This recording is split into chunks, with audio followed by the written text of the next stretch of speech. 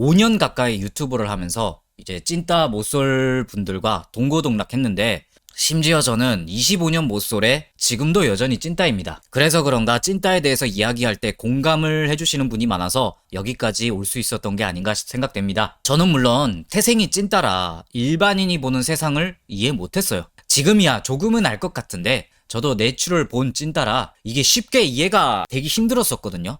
그런데 반대로 일반인 기준에서는 이 찐따가 하는 행동들이 이해가 안 갈 수도 있잖아요. 이 새끼 왜 이러지? 그냥 이런 기분 나쁜 느낌만 들겠지. 제가 사실 늘 했던 말이긴 해요. 아주 고마우신 두 분 때문에 일반인이 꽤 유입될 거라고 생각을 하고 한 번 더 다루는 건데, 물론 제가 세상 모든 찐따를 일반화할 순 없지만 제가 겪어온 찐따의 길을 토대로 과연 찐따들이 세상을 어떤 눈으로 바라보고 있나 간략하게 가이드를 해드리겠습니다.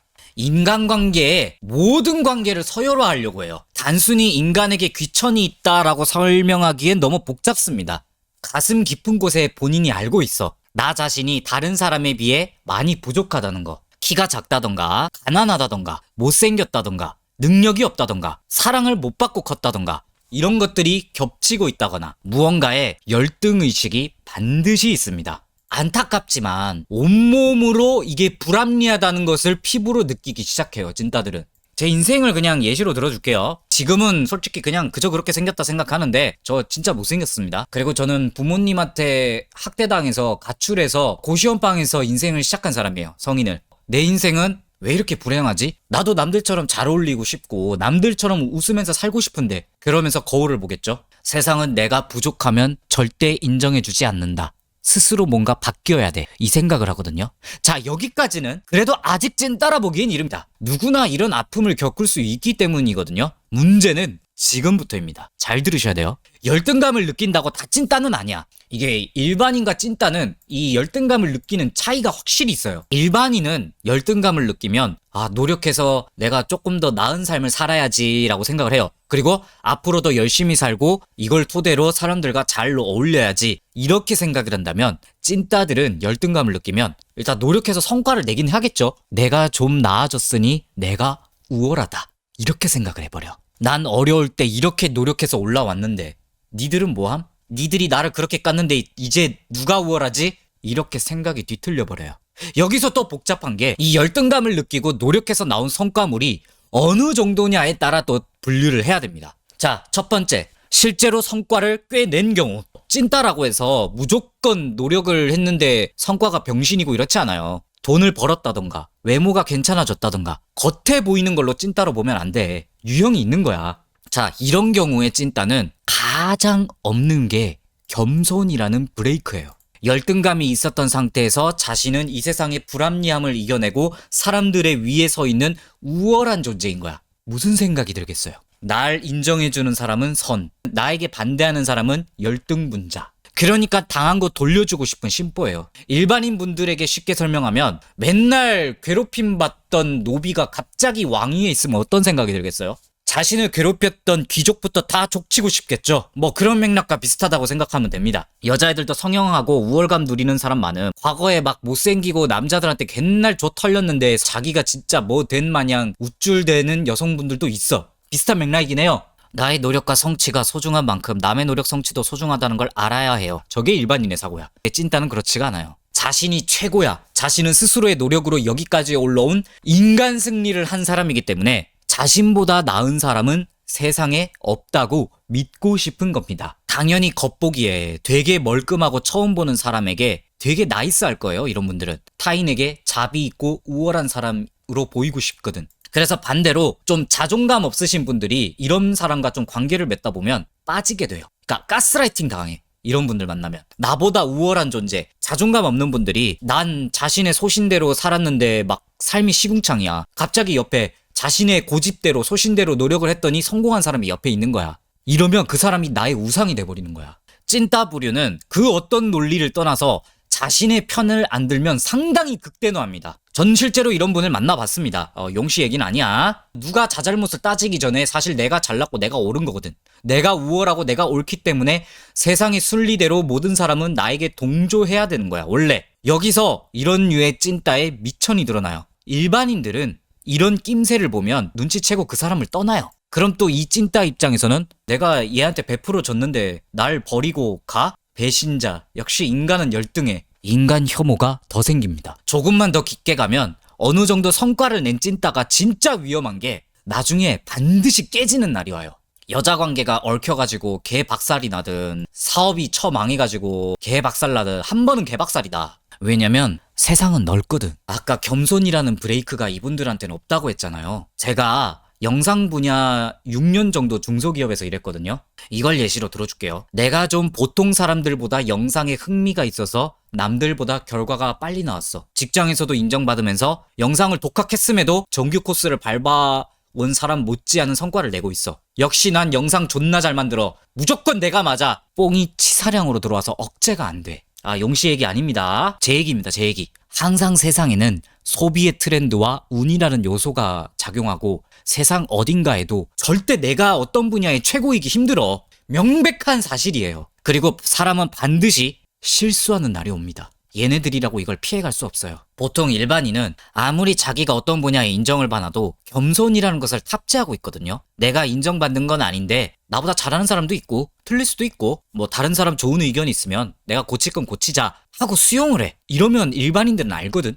잘못의 책임이 분담되고 내가 잘못을 받아들이고 나와 다른 의견을 내 것으로 만들 수 있는 힘이 있다는 걸 알아요. 찜따는 겸손이 없어요. 내가 최고여야 해. 나에게 반하는 의견을 내가 받아들이는 건 내가 약하다고 생각하는 거야. 얘네들이 약하다는 거에 발작 버튼이 있어요. 내가 약해서 힘들었었거든. 그래서 남의 의견을 수용하는 게 불가능해. 자기가 뭔가 다 해야 하니까 잘못되면 책임을 다 떠안게 돼요. 그럼 그 책임의 질타가 나한테 오겠죠, 결국? 그럼 또 세상을 혐오해. 조금 성과를 이룬 찐따들이 망가지는 겁니다. 안타깝죠? 딱 운 좋게 어느 정도 인생이 괜찮아졌을 때 겸손이라는 브레이크만 배웠으면 인생이 나락으로 꼽진 않았을 텐데. 자, 그리고 두 번째. 아무 성과도 못 내는 찐따가 있어요. 쉽게 말해 방구석 여포, 키보드 워리어가 약간 이쪽 관데 노력할 생각도 안 해. 일단 열등함을 느끼긴 해요. 여기까지 똑같아. 어느 순간 이걸 심리적으로 안에서 부정하기 시작해요. 사실 내가 다른 이들과 다르기 때문에 세상이 날 억까하는 거 아닐까? 지금 내가 노력 안 하고 가만히 있는 내 모습은 사실 특별한 거 아닐까? 아이덴티파이를 하기 시작합니다. 근거 없는 우월감에 찌들어요. 앞에 말한 찐따와 공통점은 누군가의 말을 수용하진 않아. 근데 이게 더 심해요. 겸손이 없는데 앞에 찐따는 뭔가 쓸 수 있는 실력이라도 있긴 있는데 얘는 아무것도 없어. 지들도 알아요. 지들이 할 수 있는 게 없는 거. 그런데 남들이 노력하는 방법은 내가 우월하기 때문에 남들이 하는 방법은 안 하는 것이다 라고 생각을 하고 싶은 거예요. 그런데 현실은 남들이 개나 소나 다 하는 노력들을 타인들은 다 하기 때문에 나보다 행복하게 살고 있는 거거든. 근데 나는 뒤졌다 깨어나도 그 짓은 하기 싫거든. 그걸 부정해야 되기 때문에 남을 깎아내리는 겁니다. 제 채널에 가끔 있는 분탕종자들이 있는데 운동해도 어차피 못생기면 안 됨. 난 운이 없고 흙수저니까 뭘 해도 안 됨. 딱 이 케이스야. 자기가 노력 안 하는 건 중요하지 않아. 세상이 나를 억까하는 거야. 난 가만히 앉아서 나태하게 있지만 옳은 거야. 난 옳은 행동을 하는 우월한 찐따야. 개씹노답이죠 이게 사실. 아까 말한 성과를 낸 찐따와 성과를 내지 못한 찐따의 공통점인데 모든 인간관계가 수직관계 혹은 남녀관계예요. 이 찐따들은 우월하다는 거에 엄청 집착을 갖고 있다고 했잖아요. 그렇기 때문에 수평이란 개념이 없어요. 내가 얘보다 잘한다, 내가 얘보다 높다 이런 시선으로만 세상을 바라봐. 내가 그래야 이 사람보다 높게 있다는 존경받을 수 있는 사람이 언제 어디서나 될 수 있기 때문에. 그리고 이 찐따들은 기본적으로 이유가 있겠지만 여자 관계를 별로 안 해봤기 때문에 말로는 뭐 여자한테 강해야 된다, 여자한테 퍼주면 안 된다 연병 떠는데 막상 새끈빠끈한 여자가 관심 주면 정신을 못 차려요. 여우짓이 아니라 그냥 단순 호의도 자신에 대한 관심으로 생각하는 거예요. 물론 남자라면 예쁜 여자를 보면 이성적인 감정이 드는 건 당연한 거야. 이건 찐따고 뭐고를 떠나서 똑같아. 남자라면 예쁜 여자가 나한테 어떤 행동을 했을 때 일반인과 찐따의 차이점은 예를 들어 본인이 어떤 여성분의 숙제를 도와줬다고 칩시다. 그리고 여자 쪽에서 고맙다고 카톡이 왔어. 자, 일반인 남자의 생각을 알려줄게요. 와, 예쁜 애가 카톡 와줘서 좋긴 한데 단순 감사네.